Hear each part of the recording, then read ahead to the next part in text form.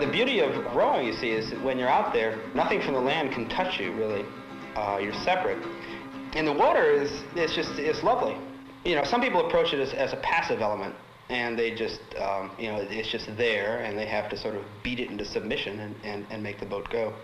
But that's certainly not the most efficient way.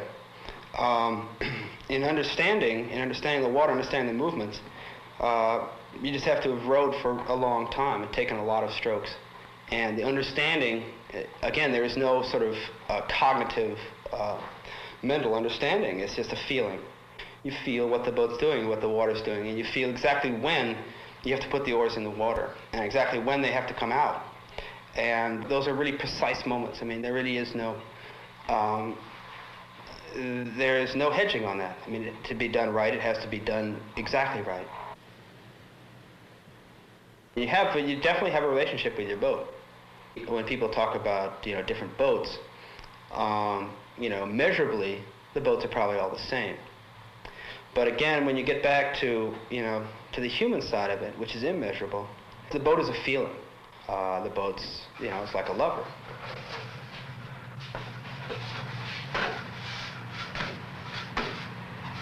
£3. How long is it? 26 feet.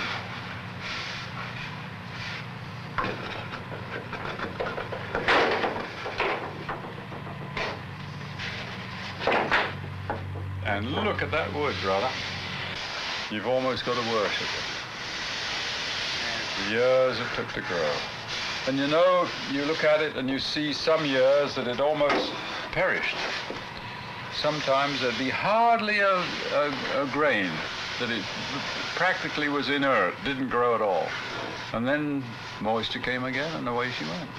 There's a sense of fulfillment when you build a good boat, looking at it, a sense of fulfillment, of good craftsmanship. I don't care whether it's rowing or whether it's skiing or what. You've got to acquire a technique to fulfill that sense of good craftsmanship.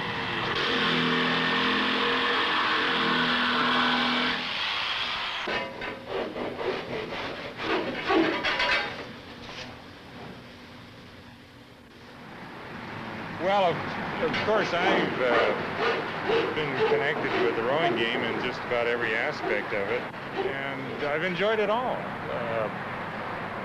To me, the greatest enjoyment is, aside from building the boats and the enjoyment out of making something beautiful, is watching them being rowed, watching what the game is all about. The whole idea of the thing is to make a very delicate thing go fast.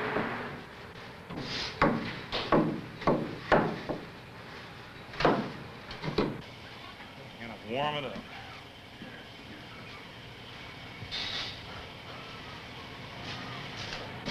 Okay, there it is.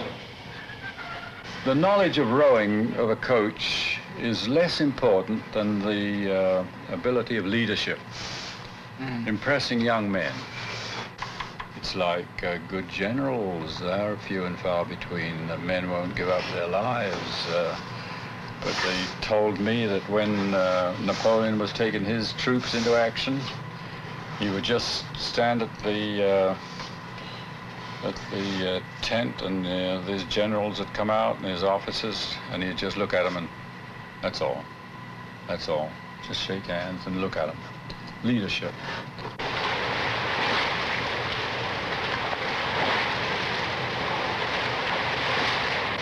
Watch the finish now, not pulling out early. Good pressure all the way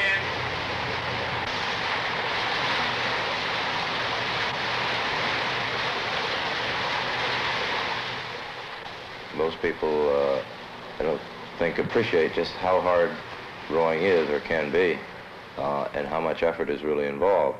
And it takes quite a while for anybody to develop the condition or the stamina to row hard for very long. Cut your on for it now, so they're running full length.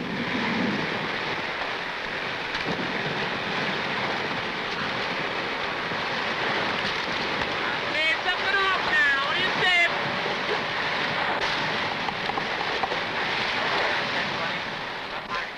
The program, the training program, consists primarily of rowing. The more rowing you do, and the harder and the better, why then the faster you're going to be able to make a boat go in a race. But it's an excellent way for the oarsman to realize just how much distress the body is capable of enduring. All right, push it. Free it open. Now, don't leave it. Not yet, Mark. Okay. Right to the boat. Ready? Good on! Right up here. Dive!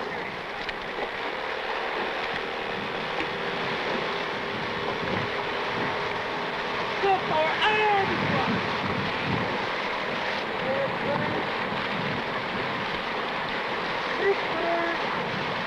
Hey, good starboard. But the whole question of whether the year-long training, or most of the year-long training, and the amount of work required is worth it is pretty easy to answer. If it wasn't worth it, the oarsman wouldn't do it. One sort of difficult aspect of coaching that troubles me is trying to draw the line between your own personal ambitions and the ambitions of your oarsmen. At what point is the program geared to helping them achieve their goals?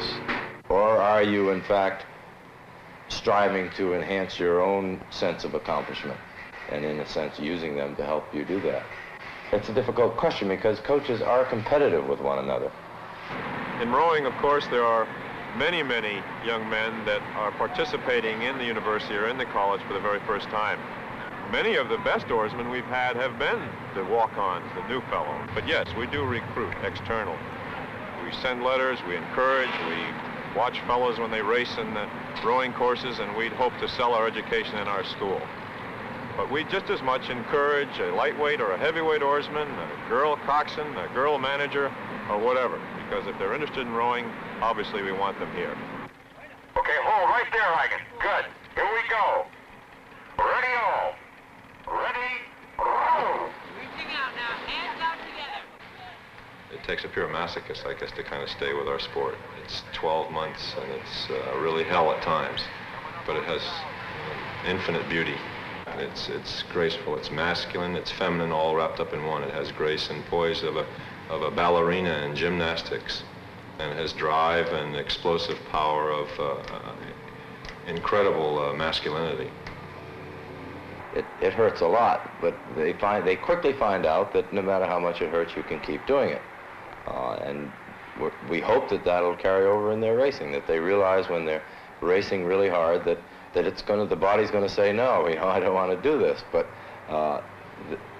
they find out that they can make the body keep doing it, and they can make the boat keep going fast. And the people who learn this best are the ones that win the races.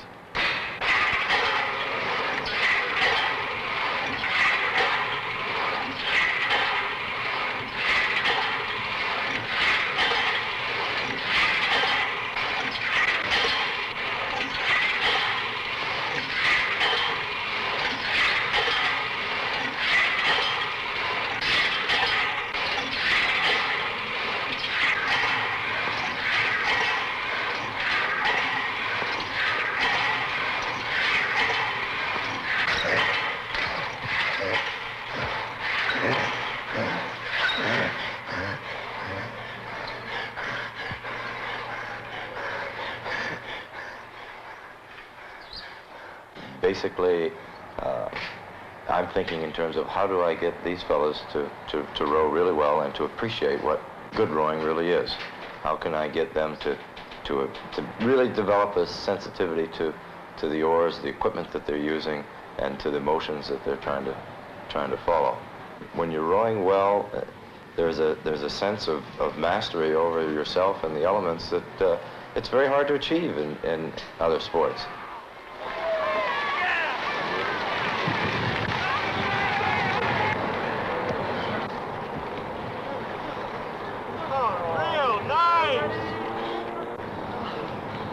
All right, baby. Stop. Let's have hands on. Ready? Nip. Number sides under. Ready? Up. Yeah. Oh, yeah. Oh, yeah. Right. You know, it's easy. Are you pulling hard? Sure. Now you say with the well, you pull hard, but the swing was there so that you could really get on the catch. Oh, boy. We get tired right after the race, especially if we sprinted the last 30. Yeah. We took it up a few. And moved out. Yeah. Real nice. You get really tired. But, you know, we're in shape. We recovered. Yeah, that was the funny thing, you know. As soon as I started shaking. shaking.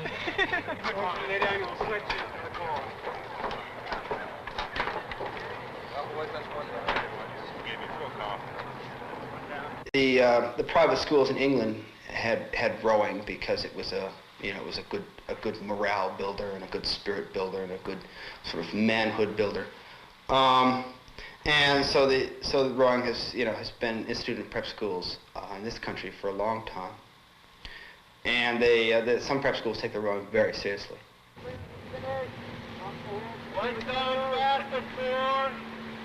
The founder of the school here was a very ardent crew person, having coxed at Columbia, and was really instrumental in a lot of early American rowing. And the fact that the school is on this river is no accident.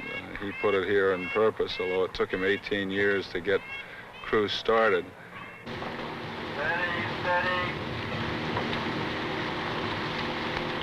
This business of rowing being sport for the elite or what have you, I'm sure is an image that the sport has had over the years.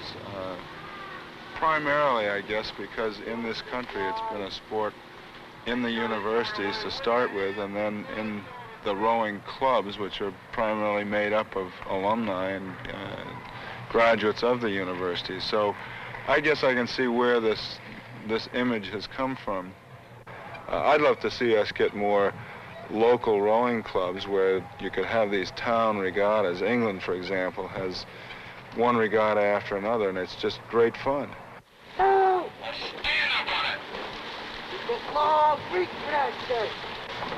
If we can get kids into boats, I think they're going to learn what I hope are some real values from the sport as far as self-sacrifice and what real sportsmanship requires and what real hard work is.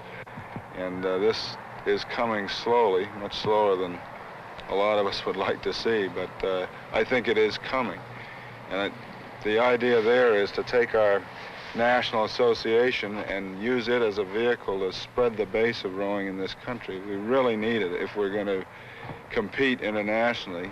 The United States has just formed a Women's Olympic Rowing Committee for the first time.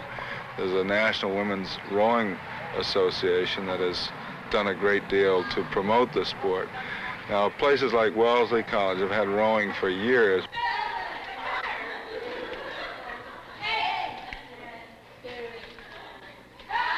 I don't think that they are more competitive than men, but I think in their own right that women have decided that this is something that they really want to do. At least the women at Wellesley have. Most of the schools that are now on an exchange program or do have women have gotten a lot of pressure from the women to use their equipment. So they either have to give in or the women go out and buy their own, which is essentially what we did. I think that once something becomes well enough known to be selected as a sport for the Olympics, that it no longer becomes a one-sex dominated sport. And I'm sure that women's crew will become more and more and more popular. After all, it's grown you know, probably fourfold in the last 4 years. We have a problem in that we don't have a long history of competition in rowing, and there's just a lot of things we don't know. You know, like women are not built the same as men. They need different equipment. They need to learn how to train. We're trying now to make use of what we know about training in women in both swimming and in track. But it's going to be a long, slow process, I think, of actually learning how to compete and how to train women.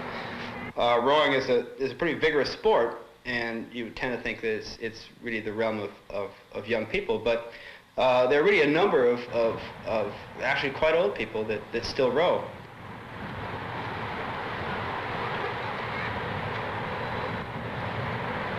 I think rowing has a great deal to offer almost anybody at almost any age. Even when you get to be an old man over 40, you can row in a veterans race with a handicap that we hope is fair.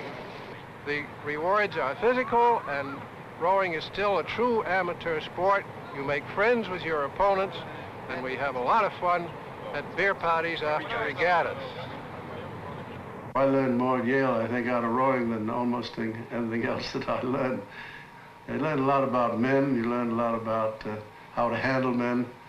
You learned how to give them courage and leadership, and at the same time how to force people that don't want to, that have got the physical strength but haven't got the spirit. It's a grueling sport, you know. You think after the first 100 yards you're about finished, but you go on your nerve the rest of the time. You find you can keep going. It does a lot for your character, I think, and also is a tremendous team spirit. It's the rhythm of the crew, that the way they row together, that wins races. The courage, the determination of the stroke is very important. Then the little coxswain has a role to play too, and you have to. I've always been a believer in having a coxswain that the crew respected, because during the race he can pull them together. One stroke stubber. You know, ollie.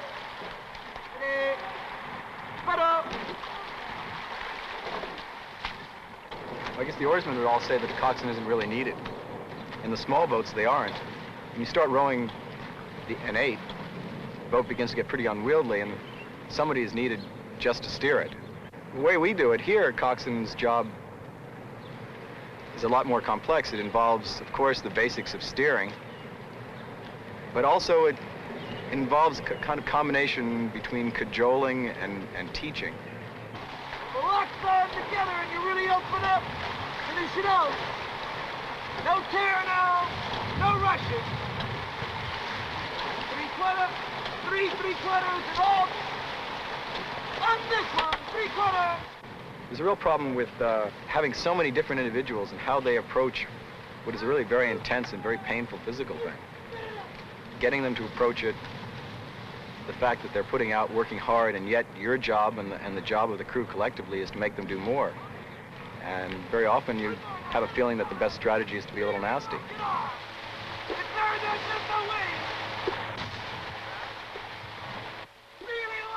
Sometimes you have the feeling that, not that you have complete control over what people are doing, but that you're somehow trying to cajole, to manipulate, to wheedle, to encourage guys to doing something which you think will pay off in speed. And when you have a boat going really fast, you have that feeling of it swinging.